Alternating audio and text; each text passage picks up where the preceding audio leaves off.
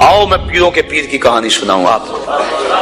हजरत शेख सादी शिराजी फरमाते हैं कि एक बंदा मताफ में कंकरों के ऊपर पेशानी रख के ज़ारों के तार हो रहा है और क्या कहता है, अल्लाह मुझे माफ कर दे, ये तो कयामत के दिन अंधा उठाना, मैं तेरा क्या तेरे बंदों का सामना भी नहीं कर सकता। इतने दर्द से रोता है कि लोग अपनी दुआएं छोड़ के उसके लिए दुआ करते हैं। तो वो इतने दर्द से रोता है कि लोग अपनी दुआएं छोड़ के उसके लिए कहते हैं या अल्लाह इस बेचारे को माफ कर दे। एक बंदा तो छोड़ छाड़ के खड़ा ही उसके सामने करीब खड़ा हो गया और कहता है मालिक इसे माफ कर दे, मालिक इसे माफ कर दे। काफी देर के बाद वो शख्स जो रोता था उठ के जाने लगा। इसको तजस्सुस था कि मैं देखूं तो सही ये कौन है और उसको तसल्ली भी दूं कि अल्लाह बड़ा करीम है, तुझे माफ कर देगा। जब इसने झुक के झांक कर देखना चाहा तो चीखें निकल गई। क्यों? कि फायजा हुआ शेख अब्दुल कादिर जीलानी, ये ज़ारों के तार रोने वाला वक्त का गौस शेख अब्दुल कादिर जीलानी। हजरत सिर्री सक्ती रज़ी अल्लाह ताला अन्हु ने जुनैद बगदादी को बुलाया।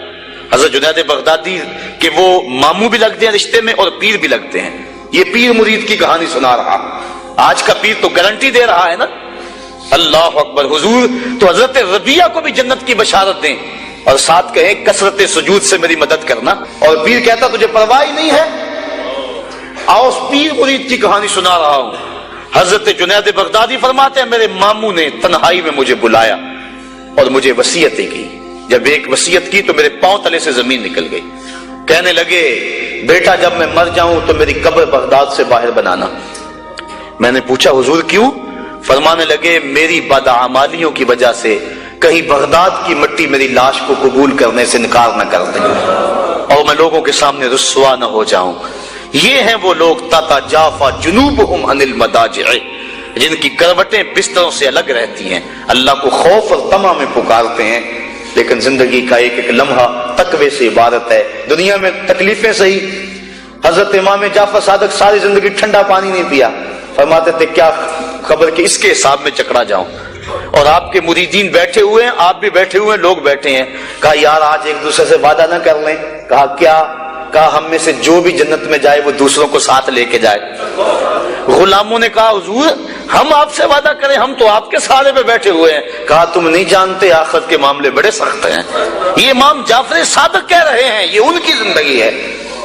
तो जरा देखिए ये तकवा है, ये खशियत है और ठंडे पानी से भी गुरेज कर रहे हैं। तीन चीजों का हिसाब नहीं होगा कयामत के दिन। जरूरत के वक्त खाना पीना और सतरे औरत के लिए कपड़ा लिबास और जरूरत का मकान, इन तीन चीजों का हिसाब नहीं होगा।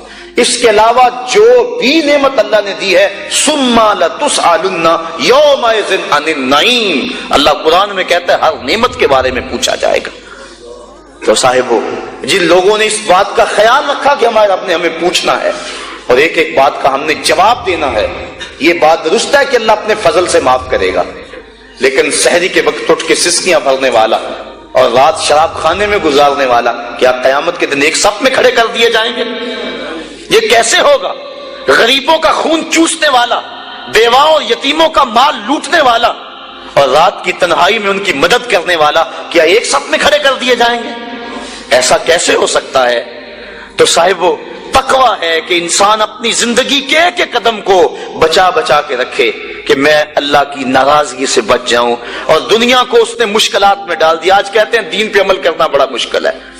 जो बंदा दीन पे अमल करना चाहता है अल्लाह कुरान में सूरतुल आला में फरमाता है मुश्किल नहीं, हम उसके लिए आसान बना देते हैं। चलो लोगों के लिए मुश्किल ही सही, लेकिन उसने मुश्किल में ये जिंदगी काट ली।